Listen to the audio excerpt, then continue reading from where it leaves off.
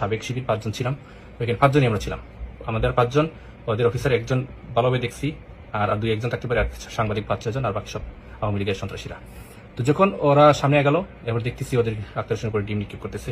তখন আমি যতটুকু পারছি আমার সাধ্য কুলায়, আমাদের মেহমান ওরা, জুলাইয়ের যুদ্ধ ওরা, ওদেরকে সেভ করার জন্য আমরা সর্বোচ্চ চেষ্টা করেছি। তো মোটামুটি অনেক সময় দেখা গেছে যে ওরা পিছন দিক থেকে লাথি মারছে আক্তার হোসেনের পায়ে, তো অনেকটা আমি সেভ করছি। এরপরে লাস্ট পর্যায়ে এক সময় দেখা যাচ্ছে যে আমি পড়ে যাচ্ছিলাম, ওইখানে একজন আওয়ামী লীগের সন্ত্রাসী খুব জোরে লাথিটা মারছিল, অনেক জোরে। তো ওইটা আমি প্রোটেক্ট করার জন্য একটু পড়ে গেছিলাম, আক্তার হোসেনের সাথে শরীরে পড়ে নাই। তো শেষ পর্যন্ত আমি যতটুকু পারছি গাড়িতে তুলে, লাগেজ টেগেজ তুলে দিয়ে বিদায় দিয়ে আসছি। বিদায় দেওয়ার আগ পর্যন্ত ওরা এই গাড়ির সামনে শুয়ে পড়ছিল, বিভিন্ন ঝামেলা করছিল। তো পুলিশ কাছে ছিল, কিছু করে নাই।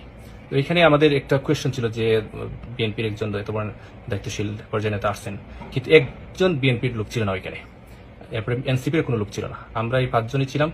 আমি এরপরে আমাদের সাদাল ভার্সিটির এলাকার একটা ভার্সিটি এলাকার সভাপতি মারুফ ভাই ছিল, আরো 3 জন ভাই ছিলেন আমাদের। তো ওই বাইকগুলো আমরা ওনাদেরকে প্রোটেক্ট করে নিয়ে গেছি। মির্জা ফখরুল ইসলাম আলমগীর সহ সবাইকে প্রোটেক্ট, আমার মারুফ ভাই আর মির্জা সাহেবকে এগিয়ে নিয়ে গেছে, আর আমি এই আক্তার হোসেনকে আমি এগিয়ে নিয়ে দিয়ে আসছি। তো এটা আসলে আমাদের জন্য অনেক দুর্ভাগ্যের বিষয়, কারণ এই এলাকায় যত লোক ছিল এয়ারপোর্টে সবাই কিন্তু ওটা উপলক্ষণ করতেছিল দাঁড়িয়ে দাঁড়িয়ে, আমাদের জন্য অনেক লজ্জা ছিল। তো এটা আসলে একটা ভিন দেশে গিয়ে এরকম আচরণ আসলে ঠিক হয় নাই। আর ওনারা যে নিরাপত্তাহীনভাবে বের হয়ে আসছেন, একজন অফিসারকে ফলো করতেছেন, কোনো সিকিউরিটি নেই, কিছু নেই। তো এটাও ওনাদের আসলে ঠিক হয় না। কিন্তু আমাদের সংগঠনের যারা বাইরা ছিল সবাই আমাদের তাহার ভাইকে নিয়ে ওনারা বের হয়ে গেছে, কিন্তু আমরা ওইখানে ওনাদেরকে দেখে আমরা আসলে ইয়ে করতে পারি নাই, যে ওনাদেরকে এরকম রেখে আমরা যেতে পারি নাই। আমরা তাহার ভাইয়ের সাথেই ছিলাম, কিন্তু ওদের এই অবস্থা দেখে আমি ছিলাম আক্তার সাহেবের সাথে, ওনারা ছিল, আমার ভাই ছিল এর সাথে, মির্জা ফখরুল সাহেবের সাথে। তো আমরা যতটুকু পারছি আমাদের সাধ্য মতো আমরা হেল্প করছি। তো এর জন্য আমরা বলবো যে আসলে আমাদের এই বাংলাদেশপন্থী যারা আছে তাদের জন্য আমরা যতটুকু পারছি আমরা সম্মানের সহিত আমরা তুলে ধরার চেষ্টা করছি। যদি এখানে আমরাও না থাকতাম তাহলে পরিস্থিতিটা কি হইতো, এটা আসলে আমরা হিসাব নিতে পারতাম না।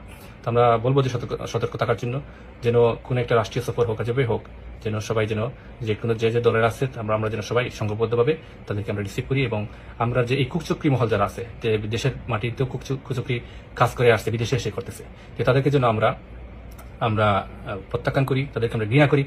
এরকম আমরা তো কোনোদিন আওয়ামী লীগের লোক আসছিল এয়ারপোর্টে, আমরা কোনোদিন এরকম যাই নাই, এরকম ব্যবহার করি নাই। ওরা কেন করবে? ওদের এই সম্মান ইজ্জত নাই আসলে, সেই জন্য এরা করে। তো আমাদের এই ঘটনা থেকে অনেক শিক্ষা আছে, যার যেটা শিক্ষা নেওয়ার সেটা যেন ওরা নিতে পারে। তাই আহ্বান জানাচ্ছি।